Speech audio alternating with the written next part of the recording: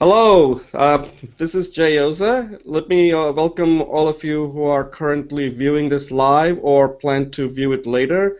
This is the 10th Google Plus Hangout of this Introduction to Public Speaking Learning Cohort. My name is Jay Oza, and I'm a student and also a mentor for this course. And we have Julie Finkelstein, I hope I pronounced your name correctly, Julie, on the call. And the purpose of the call today is this is the 10th week, as I just mentioned, and this is kind of to look back on, what you have learned and, describe, your journey, because this is a long course. 10 weeks is a long course as far as I can tell from when you take a Coursera course. And kind of go over what it's like when you started out and now that you have completed the course or close to completion, and maybe talking to Julie, we can kind of give you some idea. I'll have Julie describe her journey on what it was like before she took the course and where she's now and what she plans to do after completing this course. And hopefully we can give you a few tips based on our experience that can help you continue your journey in becoming an excellent speaker. So, Julie, can you just quickly introduce yourself, and then I'll turn it over. Then you can kind of describe your journey when you're taking this course. Okay? Hi, yeah, thanks, Jay. I'm Julie, and I'm a fellow student. I'm almost finished. I'm on my last speech, and because I'm moving from the Midwest to the East Coast, I'm going to have to wait till I get to the East Coast. But otherwise, as Jay can attest, I've been pretty active in the course. My personal background is from China, Hong Kong, and then Canada, and now in Chicago. My degree was in urban regional planning, sociology, and psychology. And I'm pretty quantitative in some of my work, but not everything. And my career was in information systems, and I've done data design and project management and all the user interfaces. I finished with having my own consulting company with my husband. So segue into public speaking. I have spoken in many times to both individuals, sales calls, technical presentations, and one-on-one dialogue. Surprisingly, I never took a public speaking class. Excuse me. And I have found this class to be so enormously useful that I have plans to repeat this whole class again. In fact, I have a study buddy who is in Chicago, but we don't meet face to face. And he is doing it the very methodical way. He is studying everything before he even does a single speech. But he, like me, is very committed to doing it. So we are going to do the second round by practicing. So that's why I met with the speech. I found so much usefulness in each of the speeches. Would you like? Do you have a question for me? Which way you like me to go, Jen? Yeah. So I think there are some students that joined this course and for whatever reason have not been able to continue their progress. And I know it's an online course where you're kind of responsible for your own learning. And if somebody out there that is currently stuck, because I think when everybody joined this learning cohort, they were all very excited to complete this course and learn. But life happens, and they have not been able to do that. So what would you have to say to them? Because I'm sure at some point during the course you must have felt like, my God, I have other things to do, and I have a life, and is this something, should I devote the amount of time? And maybe you can talk about how much time did you have to devote during this 10 weeks taking this course, and what would you recommend students who are currently started out, maybe they completed the first, let's say they watched the videos, but they haven't really recorded any speech, what kind of encouragement do you have to offer to these people out there so that they can continue and hopefully finish this course real soon? Thanks, Jay. So, so your question is how can I encourage the students and perhaps to finish the course? And I would say three things, and then of course we can say more. Is that first of all, maybe it's counterintuitive. Success is not finishing all four speeches. There is great success when you finish the speeches, and I highly encourage that. But the student bond, that my own discovery is that there are two categories of students who are coming into this class. And this is a very, very difficult class. You and I have talked about that. And I spent many, many hours. I spent at least 3 to 5 hours a week, maybe more like 10 hours a week, just to keep up with the basics. And then for me to actually record a speech that is innumerable number of hours. So in this society of immediate consumption and satisfaction, that sounds like a challenge. Just to keep at it. So I would like to say, just keep at it. Even when you do the introduction speech, you can get so much benefit out of it. Jay's supplemental on the introductory speech is really excellent, the one on elevator speech, because every time you meet somebody, you're presenting yourself, you're selling yourself. In essence, maybe selling is too hard a word, but you want to make a connection. So you really want to be able to share with this connection, who are you? Why are you interested in them? Why should they be interested in you? Whether it's a relationship, a sales, a business call, a job interview, just that elevator speech, which is part of the introductory speech, will really help you become who you really want to be, and communicate that, and that opens up windows of opportunity for you. So just the introductory speech is a wonderful communication tool, a self-reflection tool, and an opportunity engendering tool. In addition, you have to learn to use Google, you have to use Hangout, you have to get used to the Cohort platform. You become a leading edge technology user, and that has value. Many people, even people who are in IT, for example, a young man in Greece, he was in IT profession. It took him half an hour to get onto the first Hangout. It's just a user tool. But now he can help other people how to come to it. And this kind of technology vision and comfort and familiarity has value not just in social connections, but also in his career. And so that his confidence comes through more with technology. I did not answer the whole question, but I think I've dedicated enough time, so I'll turn this over to you. Yeah, I think, Julie, you made some really good points, and I was making some notes here. And I think I'll touch on the last thing you said, and I'll expand a little bit more on it, because I think that point went by a little quickly that I think people who are watching this need to really understand. And it has to do with what you just said about, I think you mentioned somebody in Greece getting comfortable with using the Hangout. Is that correct? Yes. Okay, yeah, that was a very important point you just made. So let's just say this getting comfortable with this format that you and I are using, I think everybody needs to, everybody, whether it's for personal or professional, have to get comfortable speaking in front of a camera.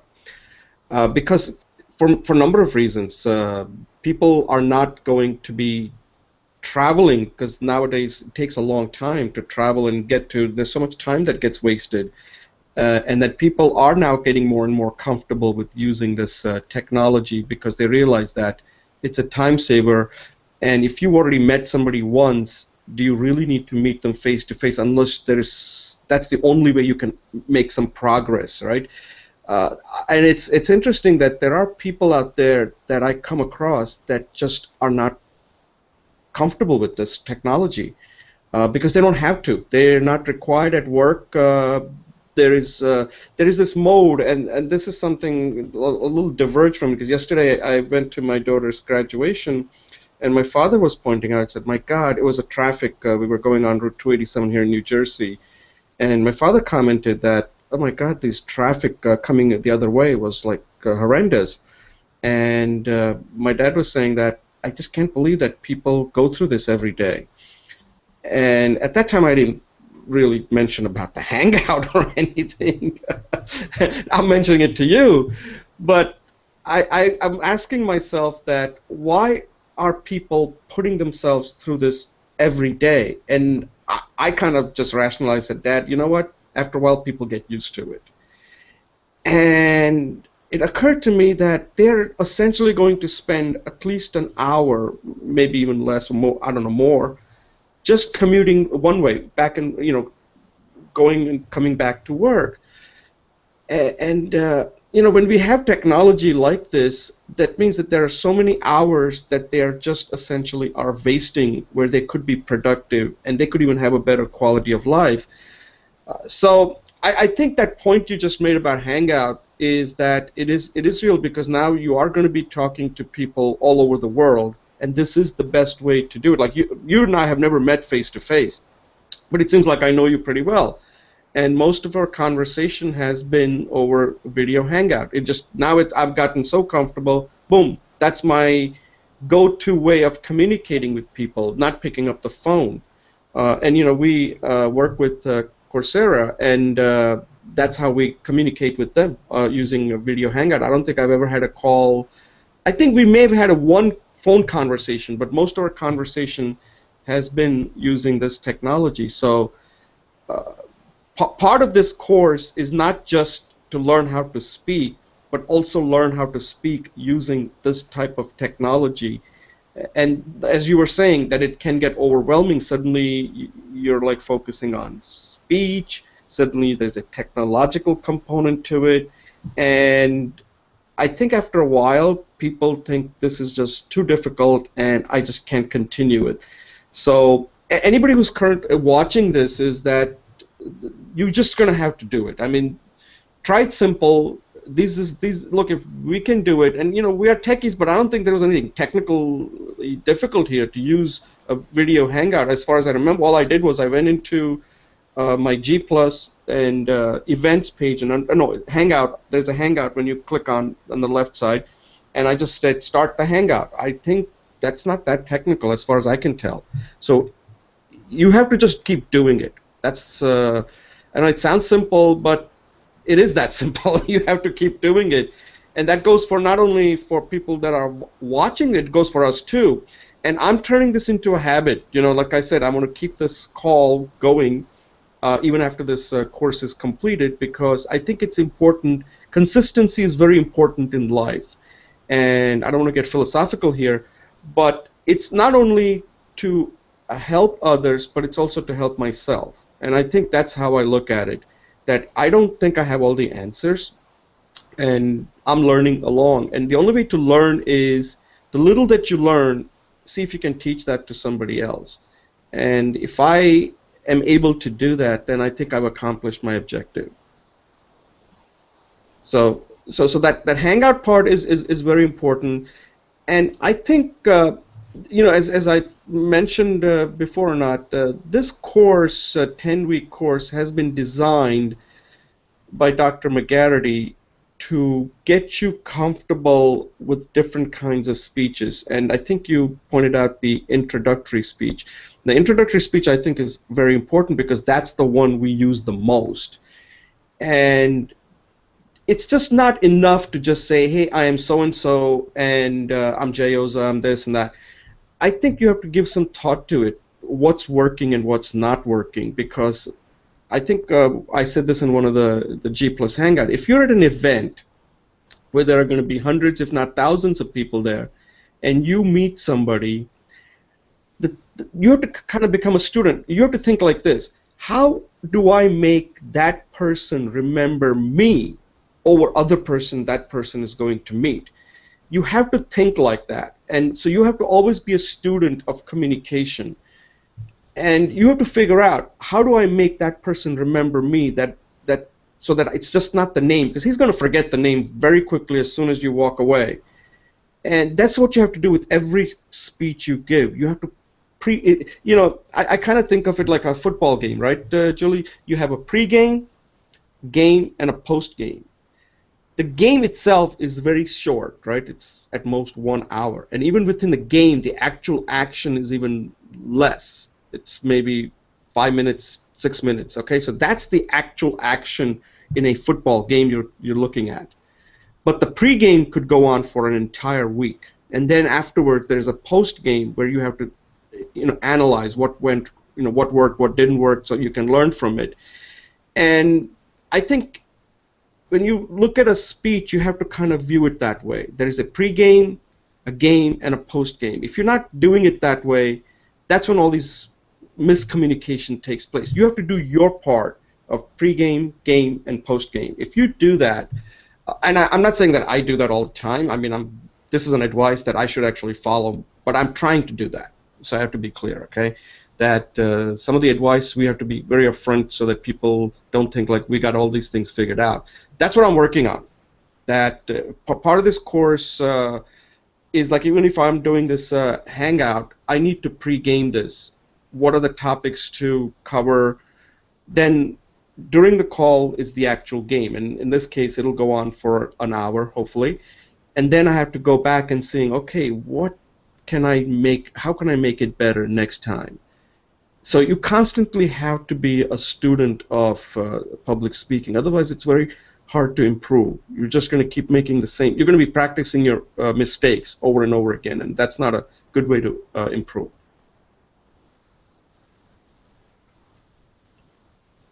You have any comments on that, Julie? Oh, yeah, I agree that there's a pre-event, the event, and the post-event, and I think to get back into the realm of public speaking, or most of people think a couple of things. I guess most people think of public speaking in terms of speaking to an audience, like on a podium, but I really kind of take it into a broader context, in the sense that public speaking is communication. It's a vital form of communication because it is an opportunity for you to express your ideas, or for me to express my ideas. And so every time I say hello to somebody, I'm engaging in public speaking. I'm going outside of myself. And so I agree. And Winston Churchill says, when he took over as a general commander of England, he says, I spent my whole life preparing for this. In a sense, every time we talk, we are preparing for the next speech, right? But everything that we've spoken before leads up to how we speak now, right? So one of the things that I really appreciated in your elevator speech, for example, is me practicing telling people who I am.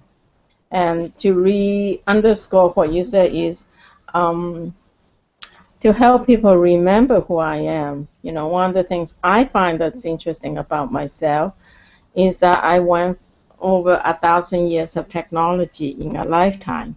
As I started out in China, where the major tool of energy and technology was a cow, and there was no electricity or automobiles, and I ended up working in leading edge technology of data warehouses, mission critical real life mission critical systems on distributed networks, and working with users who who are at the leading edge of putting a program together that was going to be a cutting edge for the industry they're in. I've done a lot of mundane work too, but it's the mundane work, the everyday work, that gave me the skills to do that.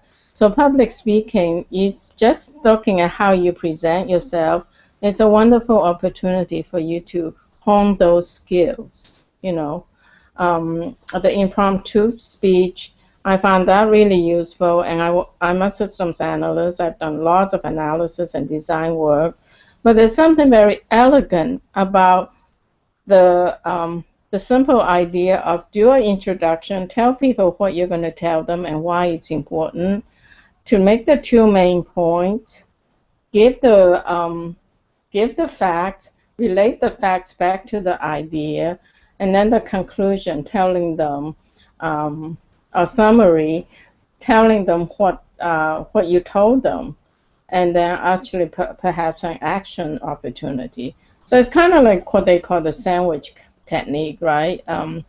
CEO of a CNA insurance when I work and says it's like tell them what you're going to tell them all the details, and then tell them what you told them. But every time you do it, it's a little different. So when you master that skill, every time you do a presentation, every time you're in a meeting and someone asks you a question, you're just that much more powerful in your renderings. And you can do it without being aggressive. You can simply do it in a epistemological, a knowledge-based view. And you can do it pedagogically to help engage in educating people without appearing like you're teaching them something. So the impromptu speech is a very elegant architecture. Yeah, right. One of the things I just noticed as you were speaking, and this is something I think I might have pointed out to you, but I'll point it out to you again, is that something you may want to use when you're giving a speech. You really connect well when you are answering questions. I don't know if anybody's ever told you that. It's just sometimes, that's the way we are, and you can't help it, but you have to leverage your strengths so that you can get your message across. So one of the things that I would recommend is that when you're giving a speech, put a lot of questions in your speech. Oh, okay. So that way, because I think sometimes I've noticed is that when there are no questions there, you get very conscious, like am I coming? Because you need that feedback, and sometimes when you're speaking and you're not speaking in front of an audience, because you're, I think, like a field speaker, like you need to feel the audience to know whether you're really connecting, and when you're in front of a camera, that's why it may not be the right way to evaluate you, because you may not be a good camera speaker. And that's fine. Some people are not, as you've said, that there are people out there who are very, afraid to even scared to do that. So to get around that, just put in when you're giving a speech, just have questions. So now you're like answering questions, like the way you're answering questions. So like right now, I don't see anything that you're doing wrong when you're answering these questions. So now the thing is, can you take that's working well in this conversation we're having, and can you have a similar type of conversation when you're giving a speech? So that is something you may want to practice and saying, that's my feedback. Take it the way you want to, but it is something that I would recommend that you try that and see how you like it when you do it that way. That's a great idea, because I was trying to pretend there's people in front of me and I'm talking to them. So that kind of give me a visual context. But I think the questions will give me a structural and a reflective and interactive context. So I appreciate that. Yeah, in marketing they use that word like avatar, like come up with your avatar, right? To come up with your avatar that you're trying to reach to, and that like trying to address it to that avatar. Of course, you have to create your own here. Because you don't see people, right? No, I'm saying, I mean, do you actually give speeches in front of a live audience, and how's that experience like? Oh, I've done it. I really enjoy that. Why is that? Is it because you can feel the audience? Because I'm trying to figure out, because the people that I speak in front of are not large. It's usually very few people. So it's more the conversation that the way you and I are having is how it would go. Mm-hmm. It's not it's not like when I'm speaking in front of a camera where I'm assuming I'm speaking in front of a much larger audience. It's much more interactive. And when you're giving a public speech, it's not interactive. So it's kind of hard. It's a two different way of giving a speech. One is where people can just, you can feel like if somebody out there is not understanding, you can say, is this clear? And that person will ask a question. So it's a very interactive way of speaking. And typically, when you're giving a speech in front of a larger audience, you can't do that. So I just wanted to kind of get your take on that. Is that what makes a difference when you're speaking in front of a live audience? No, I mean, I've spoken in front of hundreds of people. I've spoken, like 600 people. I've spoken in front of like, just slightly under 100. I've spoken to like 50 people. There's something about seeing human faces, I think I'm not intuitive. So even when they don't ask questions, I intuitively look at their eyes or their faces, and that gives me a sense of what I need to talk about. So when I'm looking at a blank screen, I don't have any idea of what I'm supposed to talk about. So I think your idea of using questions and then using an avatar is very helpful for me. I'm very comfortable working with people, but not with abstract, nothing going on. Right. So. Just to let you know, the reason I bring that up is not that that's what I do. When I'm writing my speech, that's how I do it. I have questions. Okay. If somebody out there is listening that I don't know about, I have to kind of pretend like what are the type of questions that person would be asking as I'm giving a speech. So actually, in some cases, I will actually even say, at this point, you're probably asking like, how does this help me? So I will inject that into my speech. So I'm actually leading them saying, yeah, right, I should have, yeah, that's right. So if they're like falling off, paying attention, I bring them back again saying, oh, right. How does this really help me? So I'm kind of answering the question without them asking. I'm actually asking the question for them. And when I'm preparing my speech, that's how I develop it, saying, okay, what is the main idea? What is the thing that I'm advocating? But what if they don't buy into it? What are the questions they're probably asking as they're listening to me? Am I addressing that? And so I'm kind of like having a conversation without having a conversation, if that makes sense. Yes. Because I want my speech to be conversational, not like I know everything and here's what you must do, like that. It's not like that. I want to have a conversation without you're asking me question, so that you're saying, you know what, I got that. And that's what I was noticing you right now, that we're having conversation, and all speeches should have that conversational style to it. There's another point I'm going to make here, and this is again something that more like a tip for people who are watching this. Don't only focus on your speech. Focus on any speech out there. Like I think you were saying, if you're introducing yourself, but also notice how others do it. And sometimes you learn more when they don't do it well. And I'll give you two examples here. One is, I used to have this Verizon guy, salespeople, come to my house. They wanted me to change from Comcast to Verizon. And as you know, I'm in sales. And I'm always like, I'm actually telling them everything about my needs and wants and everything. And these people still can't figure it out. Like, okay, he's already told me everything. How can I help him? And they just can't do it. They're just newbies, okay? So these are not like we're talking about expert salespeople.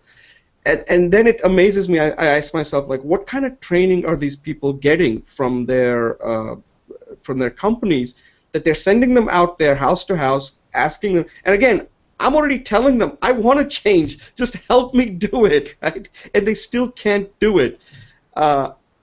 So I'm looking at it from a sales point of view, because I'm saying, like, if I'm going to teach somebody sales, I'm going to learn from somebody who's not doing it well than somebody who's doing it well. Because you tend to, so you have to notice it. You have to notice people that are doing it well, and you have to also notice people that are not doing it well. So the point I'm making is, similarly, you have to be a student all the time, because you can't improve if you're not in that student mode. So like right now, if I'm talking, you should be in that student mode. Oh yeah, I see it. He's very expressive, or perhaps he's going on too long. I shouldn't do. There are things you're noticing in the way I'm doing it that I shouldn't do it like that. That is not effective. So you're constantly a student in all circumstances. So I'll give you another example. So yesterday I was at my daughter's graduation, and one of the student was a speaker, right? They always have a student speaker. Now, I'm sure most of the people probably listened to that speech and it just disappeared. But there was some point that she made that I was saying, how would I make that better? Okay, so there was a point she made about how she learned about, I think it was a vending machine where she was trying to get Skittles. That's her normal routine, but the Skittles got wedged into something. So then instead she picked Butterfinger, which she had never done, and suddenly she's using this as a metaphor that if one door closes, another door opens. And she's using this concept of Skittles, where Skittles got stuck, and she tried Butterfinger, and she ended up liking it. Now, I said, that's a good metaphor, but could I have done more with it? And I said, it's a speech you're giving in front of people, and you also want to be a little bit entertaining, too. So I would have said, this is what I did. I said, if I want to make it better, what would I have done? I said, this is what I would have done. I said, most of you probably have picked that up when you were in pre-K, that if you don't like Skittles, you like another candy. But in my case, I had to wait till college to learn that, and then say to the professor, sorry, I did learn a lot from you, but I had to wait till college to learn that if Skittles is not what you like, there is another candy that you could end up liking.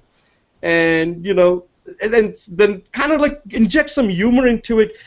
For the point is that the point is still made, but you always have to somehow find some hooks in there that plays it out into the entertainment realm, because when people are listening to you, they just don't want information. It's how you deliver that information is also very important. So always look for ways of creating some sort of you don't want to be kind of like a joker out there, but create some entertainment value there so that people will feel like, wow, I got some, people want to be fed. You got to feed them something, and that was something I took away from that. Like I said, that I could have just listened to that speech and said, oh yeah, that was a great speech, but then I said, if I ever have to do that, what would I do to make it better? That would be more entertaining. So the other aspect of this is that think about how others are doing it and also take risk, because speaking is like risk. Every time you're putting yourself out there, you're taking a risk. And sometimes it'll work and sometimes it'll bomb. But the only way to get around, the only antidote to that is just keep doing it, because there is no perfect speech and there are no perfect audience out there. Yeah, Jay, I really like what you said about observing every speaker or people and look for both positive traits you want to emulate and traits you want to not do, because they both provides information. And one of the things, and I have talked to Coursera about it, as you know, that is, I think, a very important skill in life, and it's part of the MOOC platform. And I have seen it done very, very poorly, as you have too, by fellow students, is the peer feedback review form. The peer feedback review we are getting. And just from my own experience, the peer feedback, I get vast extremes of adequate versus excellent, the same speech. And I get minimal feedback. So I would like to talk to Coursera, as you know, to improve that process.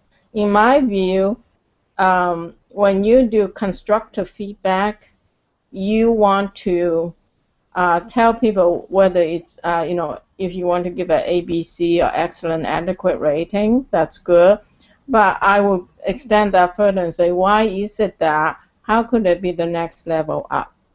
So if someone tells me it's adequate, what made it adequate and how I can improve it? I think those are excellent constructive feedback and developmental leadership skills.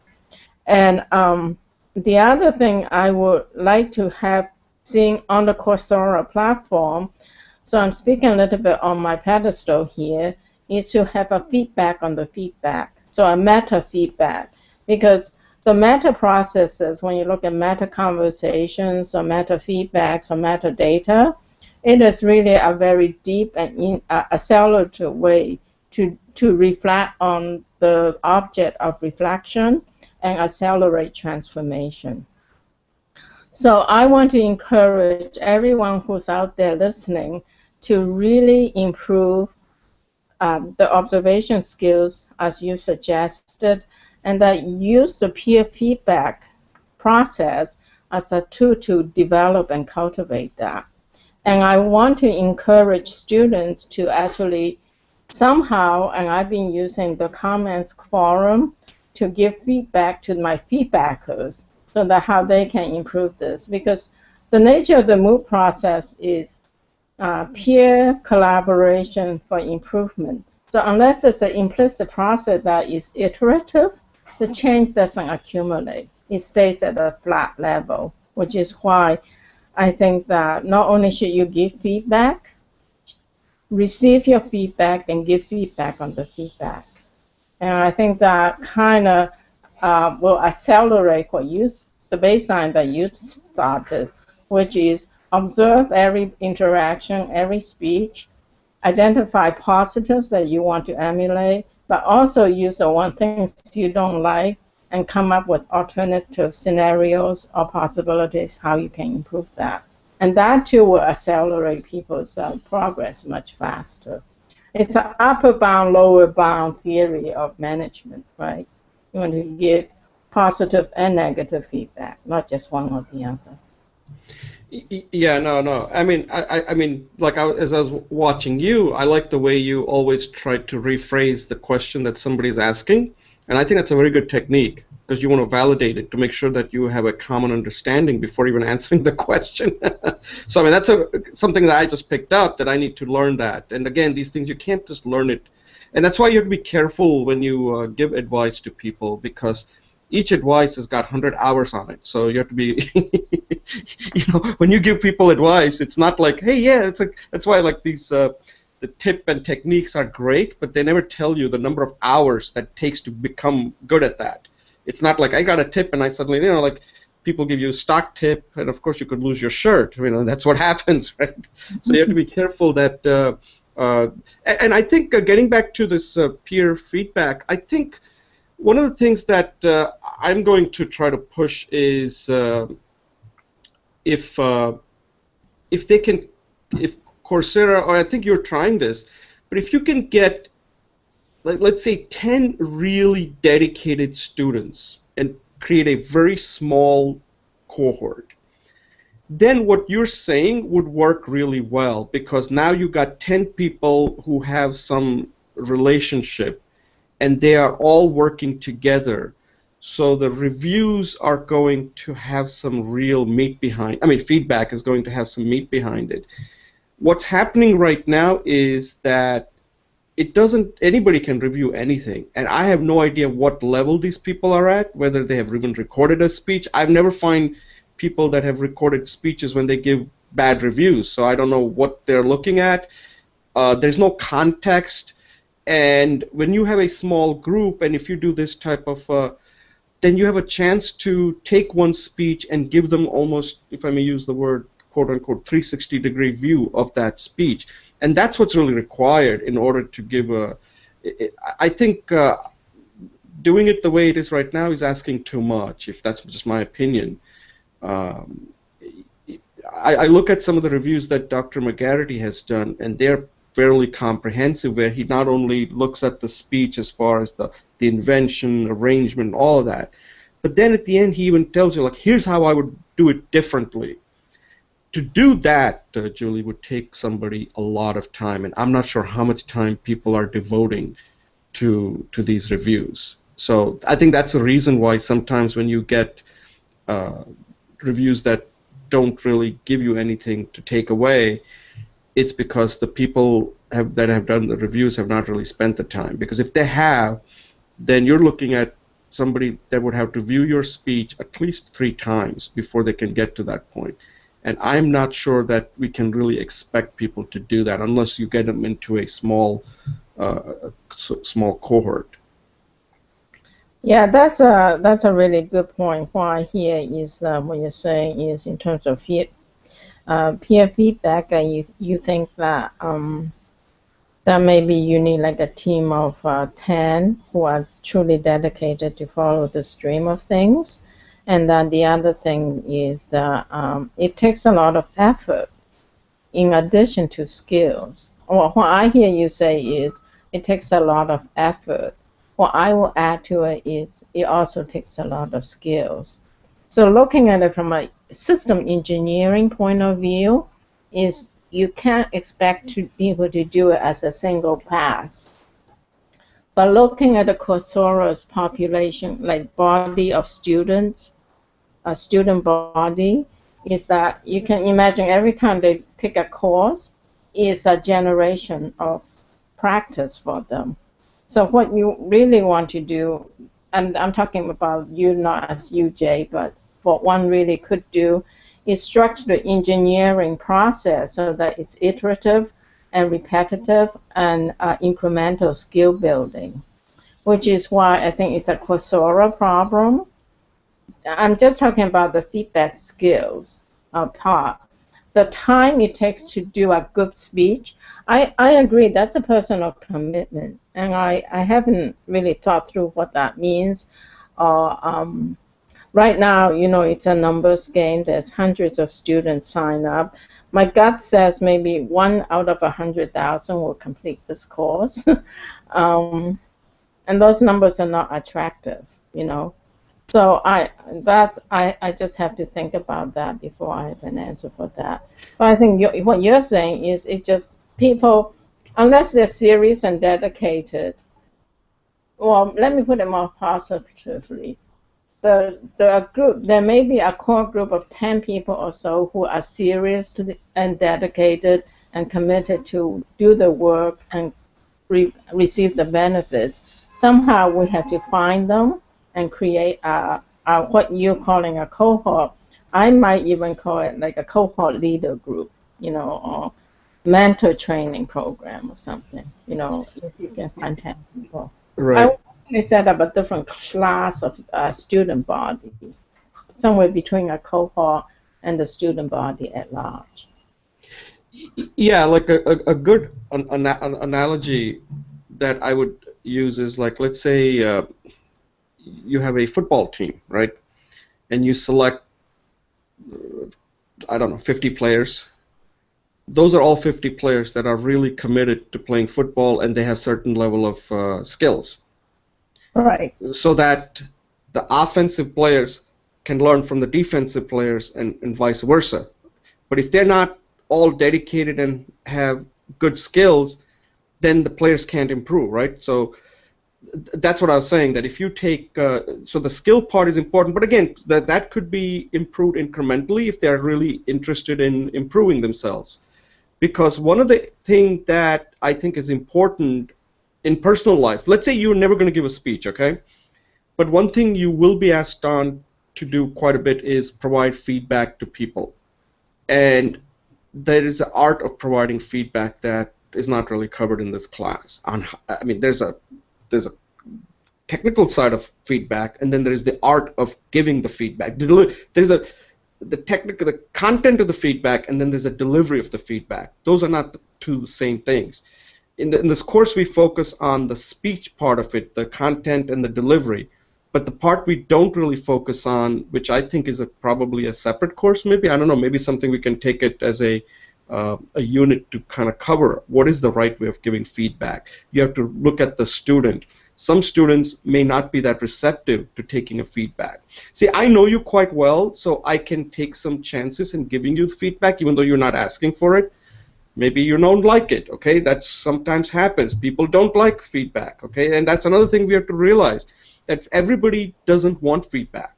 Some people just get threatened with feedback. They get like, oh, that means I did something wrong. And the art of feedback is that you have to feel like you are real. The other person has to feel, not me. The other person has to. Feedback is not about me. You have to ask me, how would you improve? So the whole art of receiving and taking a feedback, it's very hard to cover, and this course depends on that, and that's something that's really missing.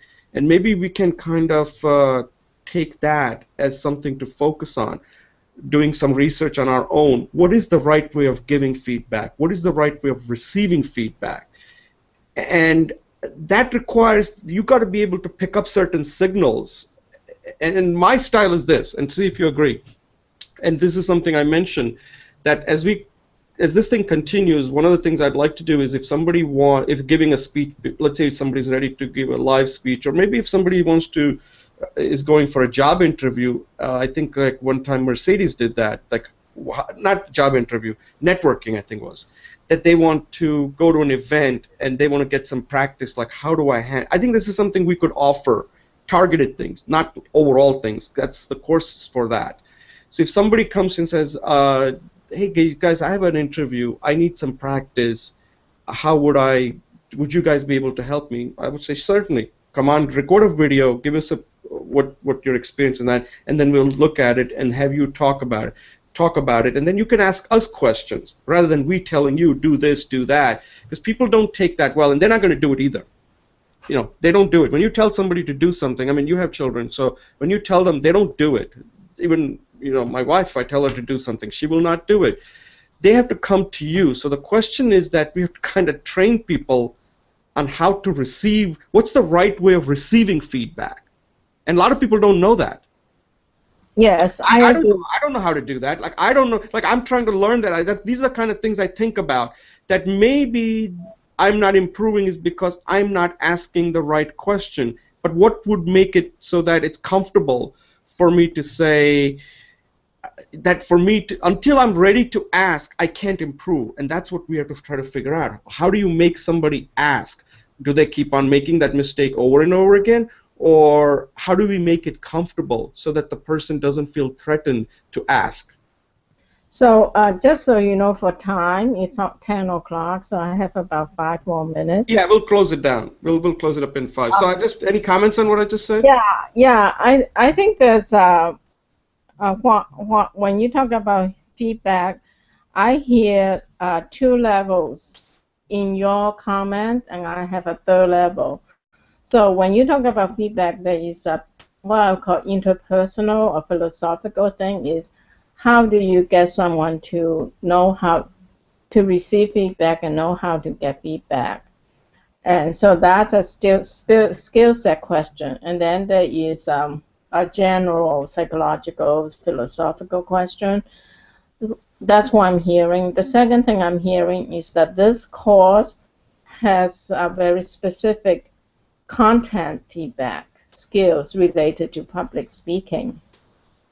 Well, I want to take a different perspective, and I think they're all valid and they all merit the investigation, is that because Coursera and other MOOC, massive open online courses, the whole skill set development cultivation, you know, most people now are focusing on just doing the videos, learning the content.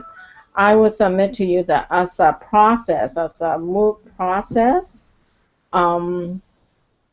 learning how to take feedbacks and learning how to give appropriate feedbacks is instrumental and foundational to the success of the MOOC paradigm.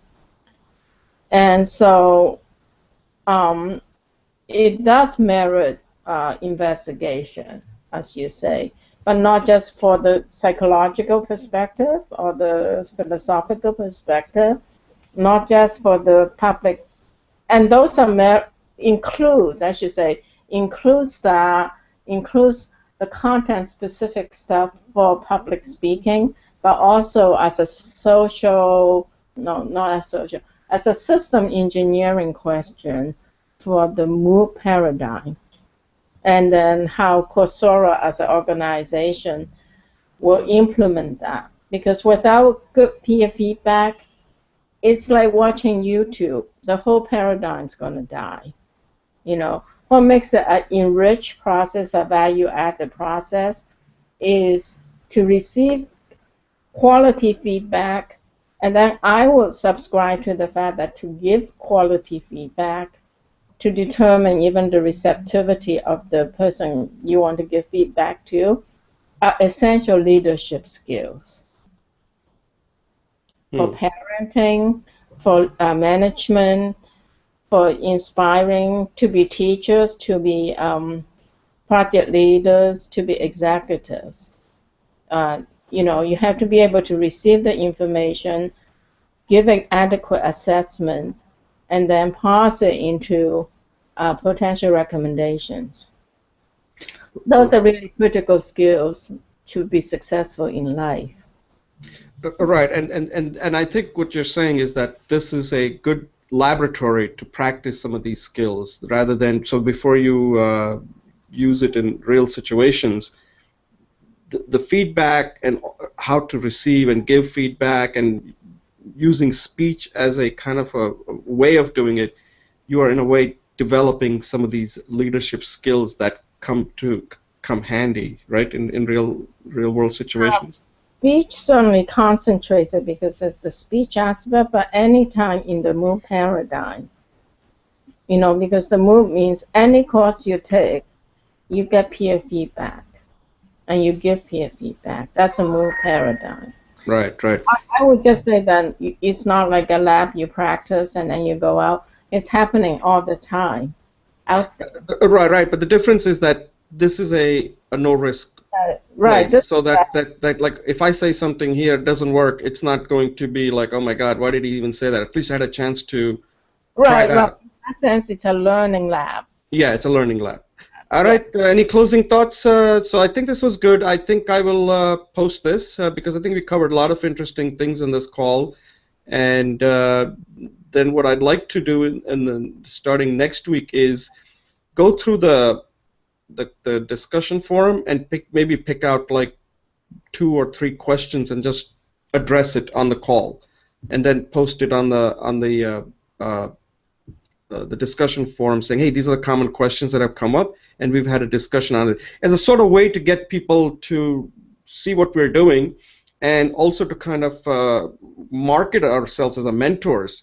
Because right now, I don't think anybody on the discussion forum really understands it. So I think we're going to have to do it because I'm not thinking that by the time Coursera figures this out, it could take a while, okay?